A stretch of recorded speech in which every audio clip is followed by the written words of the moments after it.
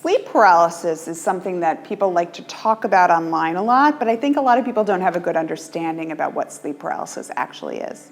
Now, it can be pretty scary if you've experienced it or watched someone that you might have as a bed partner experience it as well. What sleep paralysis is that when you're in REM sleep, your muscles naturally are actually turned off, so you cannot move during REM sleep. And that's actually a protective factor, believe it or not, so that the idea is that you don't actually act out your dreams during REM sleep. So your muscles are turned off. And then when you actually wake up, your muscles naturally start to turn on. But when you're experiencing sleep paralysis, there's a delay in how long it takes for your muscles to turn themselves on. So you wake up, you can move your eyes, you can move them side to side, you can blink, but the rest of your body can't move. And it's a really scary sensation when you experience it. So sleep paralysis can last for a few seconds to even a minute for some people.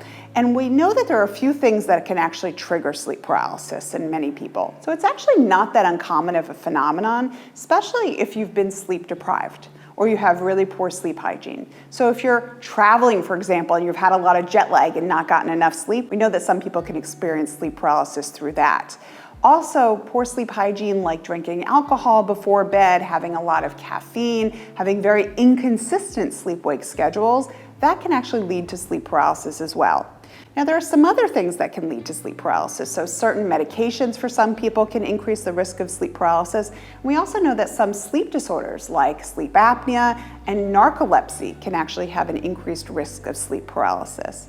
So if you think that you have sleep paralysis, the first thing I always suggest is just make sure that your sleep hygiene, sleep quality, sleep quantity are on point for at least a week, ideally 2 weeks. So if you really try to get consistent sleep, consistent good quality sleep, and that's helping, great. We know that that's probably solved the problem.